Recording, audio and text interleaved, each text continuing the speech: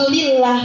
Alhamdulillahilladzi ja'alal Islam dinil hikmah wa ja'alal Qur'ana nurul hikmah wa ja'alal ummatahu bil mau'izah.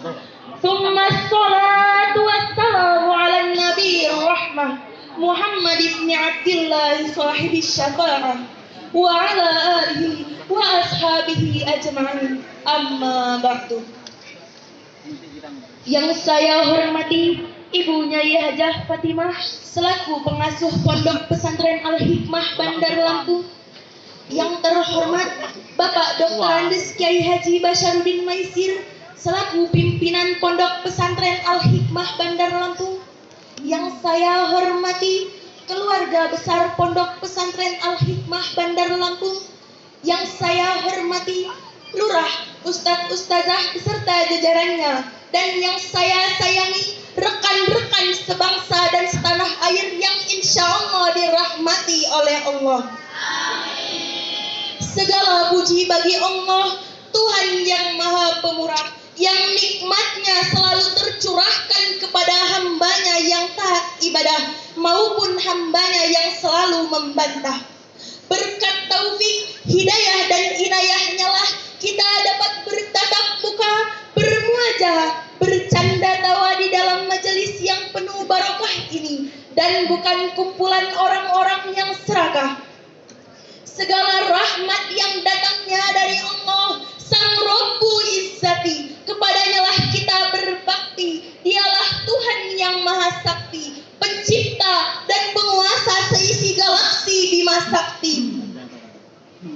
Salawat bertangkaikan salam semoga tetap tercurah limpahkan kepada baginda alam, Habib tertinggi, dokternya dokter, profesornya profesor, jenderalnya jenderal, sebagai warasatul anbiya yang tak pernah pergi ke kantor apalagi naik motor, putra dari Abdullah, buah hati Siti Aminah, yang berpangkat Rasulullah, yang bertitel Habibullah. Beliau adalah Habibina wa Syafi'ina wa Maulana Muhammad Sallallahu alaihi wasallam. Sang panutan bagi seluruh insan yang tak lekat oleh zaman, dikagumi kawan, disegani lawan. Beliau pemuda tampan rupawan yang tak tergiur oleh harta dan perawan.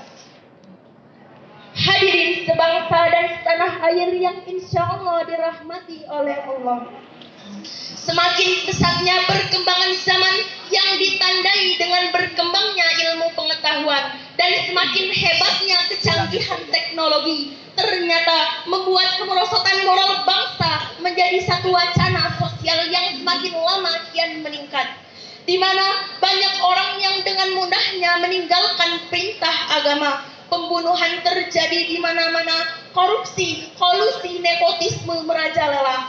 Bahkan ada seorang ayah yang tega merenggut kehormatan anak kandungnya. Na'udzubillahi min dzalik. Di mana akhlak mereka? Bagaimana pendidikan moral mereka? Apakah tidak ada yang menyuruh mereka untuk selalu taat kepada perintah agama?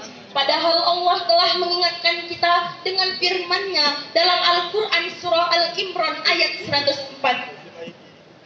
A'udzu billahi minasyaitonir rajim. Bismillahirrahmanirrahim. Wal takum minkum ummatun yad'u ilal khairi wa ya'muruna bil ma'rufi wa yanhauna 'anil munkar wa ulaika humul muflihun. Yang artinya sesungguhnya ada di antara kalian segolongan umat yang menyeru kepada kebajikan dan mencegah kemungkaran, maka itulah orang-orang yang mendapatkan keberuntungan. Al-Quran surah Al-Imran ayat 104. Hadirin sebangsa dan setanah air yang insya Allah dirahmati oleh Allah, amar ma'ruf nahi mungkar adalah kunci kesuksesan untuk mengantisipasi kemaksiatan. Akan tetapi yang menjadi permasalahannya ialah siapa orang yang mampu melaksanakan tugas yang amat berat ini?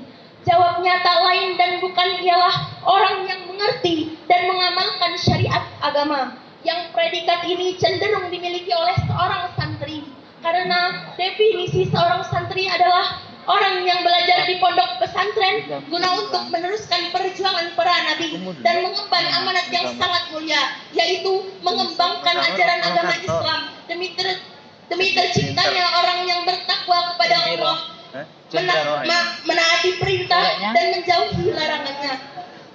Hal ini sesuai dengan hadis sahih Nabi Muhammad SAW yang diriwayatkan oleh Imam Tirmidzi. Ulama adalah pewaris para nabi. Tatkala nabi sudah tiada, maka ulama yang akan mewarisi seluruh tugas para nabi.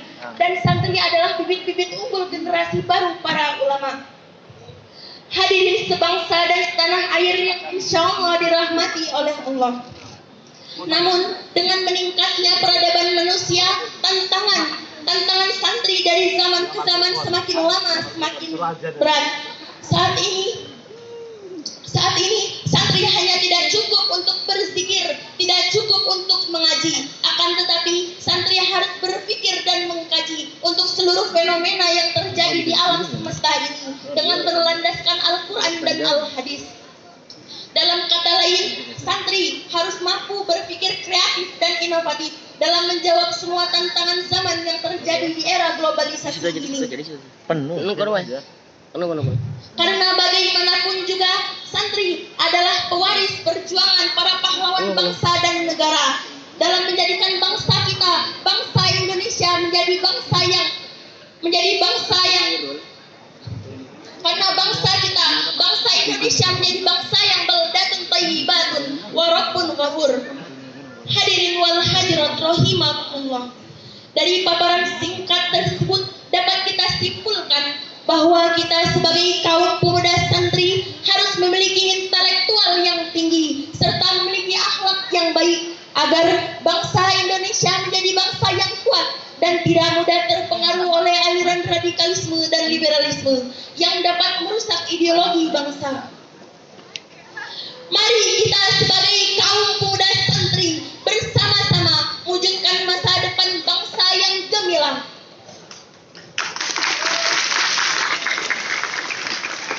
Ambil pisau belah ketupat, sayur lodeh boleh tambahkan. Jika ada ilmu didapat, mohon untuk diamalkan. Sekian pidato saya. Terima kasih atas segala perhatian. Mohon maaf atas segala